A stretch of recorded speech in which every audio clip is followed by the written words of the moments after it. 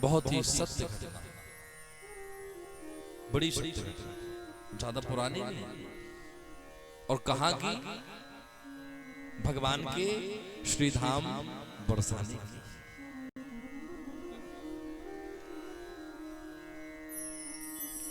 श्री राधा रानी का जो पवित्र धाम है बरसाना, बरसाने की बड़ी प्यारी पुनीत घटना।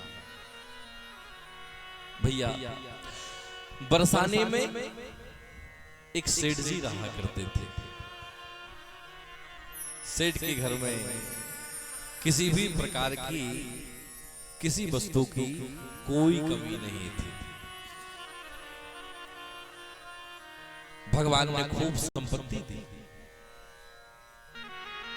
ठाकुर जी ने खूब अन्न दिया, खूब धन दिया। सेठ के यहां पहली संतान हुई, पुत्र हुआ, बेटा। तो सेठ को थोड़ा सा दुख हुआ। सेठ के मन में यह भाव था कि मुझे एक बेटी चाहिए, मुझे बिटिया चाहिए, पुत्री की कामना था। पर सोचा आज बेटा हुआ है, कल भगवान कृपा करेंगे तो बिटिया हो जाए। दूसरी संतान हुई, तब भी बेटा हुआ। सेठ बड़ा दुखी हो गया, उसे बेटी चाहिए। पर सोचा कोई बात नहीं, दूसरा बेटा हुआ है तो तीसरी बेटी हो जाएगी। पर तीसरी संतान भी पुत्र हुआ। तो सेठ जी के मन में दुख तो बहुत होता। पर सेठ ने अब सोचा कि शायद जीवन में यही 3 पुत्र लिखे हैं, कोई बात नहीं। सेठ की बरसाने में दुकान थी, दुकान पे बैठे रहते, पर सेठ जी हमेशा उदास रहते। सेठ जी हमेशा सोचते, मेरे 3 बेटों की सोनी कलाई पर राखी कौन बांधेगी?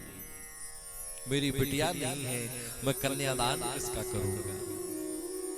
सेठ उदास रहता। एक बार सेठ जी उदास मन से बैठे थे अपनी दुकान में, तो कोई महात्मा वहां से निकल रहे थे। और भैया महात्मा जी ने जब सेठ जी को ऐसे उदास देखा, तो उस महात्मा सेठ जी के पास बोले, सेठ जी क्या बात है, आप बड़े दुखी लग रहे हो और बरसाने में रह के तुम दुखी हो। अरे जो रस बरस रहो बरसाने, सो रस तीन हो लोगों में लाए। और बरसाने में रहकर तुम दुखी हो। सेठ रो पड़ा, बोला महाराज जी दुख मुझे इस बात का है, मेरे जीवन में मेरे घर में कोई बिटिया नहीं है और मुझे बिटिया की बड़ी कामना है। सेठ बोला, बताओ कैसी मूर्खों जैसी बातें करते हो? अरे कस्तूरी मृग में बसे और मृग खोजे चहुओं। बता सेठ, तू बरसाने में रहता है, साक्षात राधा रानी के धाम में रहता है और तू पुत्री की कामना करता है। अरे ये संसार की बेटी तो तेरा साथ छोड़ देगी, पर तू राधा रानी को अपनी बेटी बना ले, वो मरते दम तक भी तेरा साथ छोड़ नहीं सकती।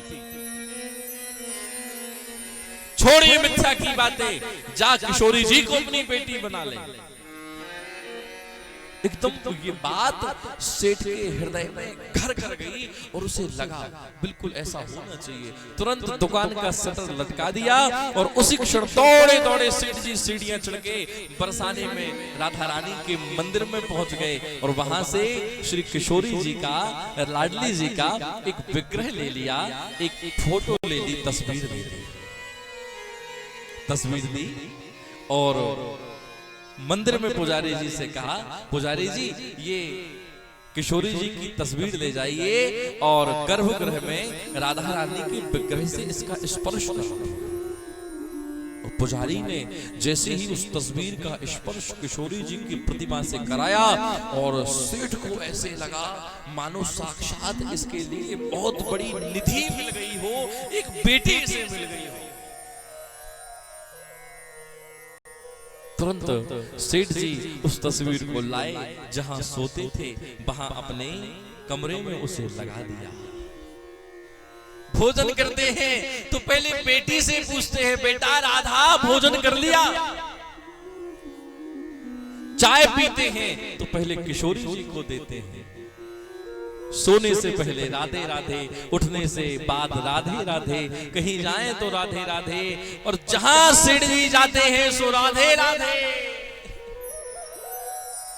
एक बार सेठ जी निकले, दुकान को जा रहे थे, किसी ने कहा बड़े प्रसन्न रहने लगे हो आजकल, क्या बात हो गई? तो सेठ कहता है 3 बहू बेटे हैं घर में, सुख सुविधा है पूरी, संपत्ति भरी भवन में रहती नहीं कोई मजबूरी, और कृष्ण कृपा से जीवन पथ में आती न कोई बाधा, मैं बड़भागी पिता हूं क्योंकि मेरी बेटी है श्री राधा। अब किसी चीज की मुझे कमी नहीं रही, और मुझसे बड़ा भाग्यवान पिता कौन होगा जिसकी बिटिया साक्षात श्री राधा रानी। सेठ बड़ा प्रसन्न रहने लगा, खूब खुश रहते। दिन बीते, सालें बीती, महीने बीत गए, सेठ का संबंध किशोरी जी के प्रति दिनों दिन बढ़ता चला जा रहा है। राधा रानी के इतने नजदीक सेठ पहुंच गए, साक्षात बेटी बना दिया किशोरी जी को। आज सेठ दुकान में थे, जो बूढ़ी माताएं बैठी हैं वो जानती हैं, पहले हमारे घर में मनिहारिन आती थी, चूड़ियां पहनाने मनिहारिन घर में आती थी। मनिहारिन आई, सेठ की बहुओं को आवाज लगाई, ओहो अच्छा मनिहारिन। सेठ की बड़ी बहू आई, घूंघट टला था, हाथ आगे बढ़ाया, मनिहारिन ने चूड़ी पहनाई। सेठ की दूसरी बहू आई, हाथ आगे बढ़ाया, मनिहारिन ने चूड़ी पहनाई। सबसे छोटी तीसरी बहू आई, उसने हाथ आगे बढ़ाया, चूड़ी पहनाई। अब मनिहारिन ने जब चूड़ियों की टोकनी सर पे धरी और वो जाने लगी, तो पीछे से बड़ी मीठी सी आवाज आई और एक स्वर में नन्ही सी बेटी कहती है, अरे मनिहारिन जरा ठहर तो, अरे मुझे चूड़ी नहीं पहनाई। मनिहारिन ने जो पीछे मुड़ के देखा, मनिहारिन का मन उसके बस में ना रहा, ऐसी छोटी सी किशोरी को देखा, अरे सोचा सेठ की कोई रिश्तेदार की बेटी होगी, नतनी होगी। कहा बेटा हाथ आगे ला, छोटी छोटी चूड़ियां निकाली, कोमल से हाथ में पहना दी। बेटा तेरा नाम क्या है? वो बच्ची बोली किशोरी, मेरा नाम किशोरी है। मनिहारिन सेठ की दुकान पे आई और बोली कि सेठ जी पैसे दो।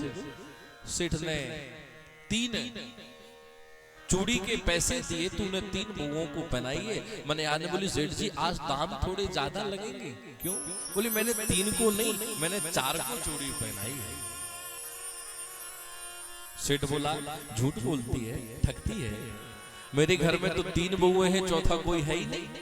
अरे तुझे ऐसे पैसे चाहिए तो मुझसे बोलते, झूठ क्यों बोलती है?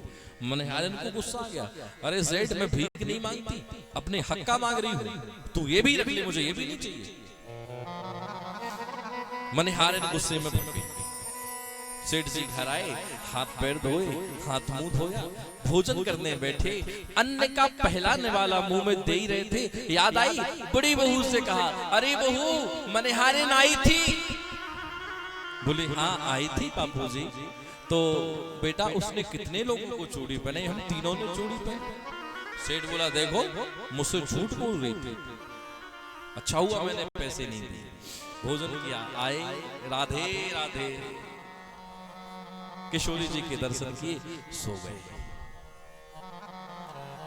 बंधुओं आज जीवन में पहली बार, इतने लंबे समय में पहली बार सेठ सोया। आज मध्य रात्रि में सेठ के सपने में साक्षात राधा रानी आ गई। पर कैसे आई? राधा रो रही थी। राधा रानी के नेत्रों से अश्रु की धारा बह रही थी, खूब रो रही थी। सपने में प्रकट हुए वृषभानु की किशोरी बोली, तनया तो बनायो तात पर नात ना निभायो है। प्रकट हो गई, खूब रोई। सेठ रोते हुए बोला, बेटी तू रो क्यों रही है? किशोरी जी कहती है, पिताजी तुमने बेटी तो बना लिया लेकिन तुम उस संबंध को निभा नहीं पाए। क्यों बेटा, क्या हो गया? किशोरी जी कहती है, चूड़ी पहन ली मैं जान पितु के है काज, पर आप मनहरन को मूल ना चुकायो है। मैंने तो अपने पिता का घर जानकर चूड़ी पहन ली थी, पर आपने उस मनहरन का मूल नहीं चुकाया। आप मनहरन को मूल ना चुकाया। सेठ ने सुना, सेठ भबक भबक के रोने लगा, बेटी मुझे माफ कर दे, बेटा मुझे माफ कर दे, मैं भूल गया था, मुझे याद नहीं था। और जो राधा रानी ने ये सुना तो किशोरी और जोर जोर से रोने लगी। तीन बहू याद रही पर बेटी न याद रही। तीन बहू याद रही पर बेटी न याद रही। आज चार चूड़ी काज मोहे बिसरायो है। तुम्हें तीन बहुएं तो याद रही पर मैं तुम्हें याद नहीं रही पिताजी। खूब रो। कैसी भई दूरी, हाय कैसी मजबूरी, आज चार चूड़ी काज मोहे बिसरायो। खूब रोई राधा। आधी रात में सेठ की नींद खुली तो सेठ ने न आओ देखा न ताओ, न किसी बेटे बहू को जगाया। तिजोरी में जितनी संपत्ति रखी थी सारे धन को उठाया। सारी संपत्ति के लिए सेठ जी ने उठाया, एक अंगोछे में बांधी और पोटली में भर के तुरंत मनहारिन के घर पहुंचे। आधी रात में दरवाजा टोकारी, मनहारिन दरवाजा को मनहारिन ने द्वार खोला। अरे सेठ इतनी रात में क्या हुआ तुझे? इतनी रात? सेठ कहता है तेरे चरण कहाँ है, एक बार मुझे चरण दे दे। मनहारिन कहती है सेठ जी ऐसा क्या हो गया? सेठ कहते हैं तू जानती है तूने आज जिसे चूड़ी पहनाई थी वो कौन थी? कौन थी? अरे मनहारिन आज तेरे हाथ से साक्षात राधा रानी चूड़ी पहन गई। साक्षात वृषभानु की नंदिनी आज तेरे हाथ से चूड़ी पहन गई। हाँ, मनहारिन ने सुना, एकदम हक्की बक्की रह गई। सेठ ने पूरा धन नीचे रख दिया। इसमें से तुझे जितना धन चाहिए हो तो ले ले, पूरा धन तो ले ले, पर मेरी बेटी को चूड़ी पहनाने का मोल तू मुझसे ले ले। मनहारिन उस धन को देखती है, खुद को देखती है और फिर सेठ को देखती है। और मनहारिन कहती है रे मन, जब तुम्हें मिलो अमूल धन तो कामागत है मोल। मन प्यारे तू प्रेम से राधे राधे बोल। अरे सेठ अब ये तेरे 2 कौड़ी का धन मेरे किस काम का? तुरंत उसी रात में उस मनहारिन ने अपना घर छोड़ दिया और सीधी बरसाने में राधा रानी के मंदिर में बाहर जाकर मनहारिन ने घर छोड़ दिया, सेठ ने घर छोड़ दिया, दोनों बैरागी हो गए। ये इनकी कृपा है भैया। और मैं आपसे कहूं